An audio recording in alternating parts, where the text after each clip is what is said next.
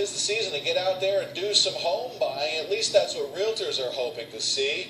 If you are kicking the tires in the housing market, you might also be wondering whether it's a good time to buy or you should just keep renting. My next guest, the author of Financial Fresh Start, is Shari Olefson. Knows a thing or two about this. So Shari, one of the things with this whole dilemma of rent or buy, it's really sometimes just distilled down to a simple formula, is it not? Yeah, there's actually a fantastic rule of thumb. It's called the Rule of 15. And if you can buy a home in your area for less than 15 times what your annual rent is, then financially it makes more sense to buy than to rent. So that's sort of the line in the sand. Yeah, it's a great rule of thumb, one of several factors to consider, but it's a starting point. And, all right, so just to be clear on this, so if you were paying $2,000 a month in rent, $24,000 a year, that works out to $360,000. Correct. So if you can get a house for $360,000 or less, go for it. Right. Makes and sense. over that point, the housing prices are too expensive. All right. So what are some of the mitigating factors, these external? So yes, say is the answer. Well, some of the reasons that rule may not work are if, for example, the rental rates in your area are way too high, or if you're looking at a home that you can buy inexpensively, but maybe it's an older home, so there's going to be renovation costs that are not factored into that rule of thumb.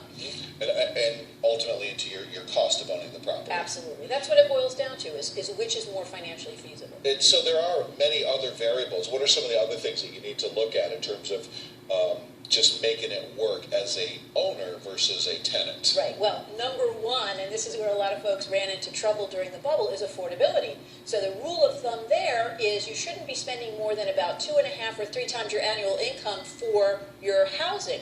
Affordability has been a big issue, and of course during the bubble, folks were spending 4 or 5 times their income for their housing, which was way out of whack. And even if you wanted to do that now, you probably wouldn't even be able to do it because the mortgage market itself has changed drastically. Well, and that's a factor now too. I mean, let's look at this market. We've got low interest rates, we've got high rent rates, we've got very low inventory. Those are all fueling prices which are up over 12% year over year, which is way too much. But other factors that are going to go into whether you can, in particular you, can rent or own, are going to be how you look on paper. What's your credit look like? Do you have the down payment? Do you have a job that you can sustain that mortgage with? So I mentioned the spring selling season. That tends to be a busier time, but it also tends to see more properties coming on the market. Absolutely. So this whole supply and demand formula, and it's market by market, national averages can almost throw out the window. Right. Well, inventory is at an all-time low now. We've had maybe 4% or 4 months worth of inventory. Normal is like 6 months worth of inventory.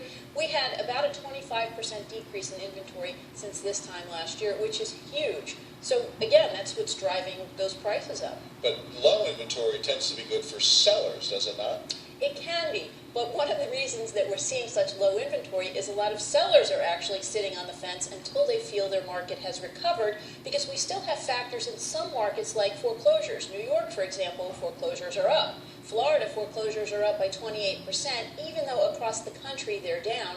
And we still have so many folks in a negative equity position. Actually, 1 in 4 people are still underwater in their mortgage. Well, let's end there, because flip this thing upside down. Say you own. Is there a formula or calculation to say maybe I should rent? That's a good, that really plays into the lifestyle features. So if you may be moving in the near future and you're thinking about buying, you definitely want to do it, but don't want to do it because of the transaction cost. But if you're owning now, you need to look at the prices of homes in the market that you're thinking to move into. Same formula, but whether it makes more sense to rent or own your home. And it's tricky too, because rents have certainly been on the move more than housing prices. Absolutely. Well, Shari Olefson, thank you very much. The new book is out, folks. Check it out. It is called Financial Fresh Start. Give us your thoughts and feedback in the comment section on Twitter, or reach out to us on our Facebook page.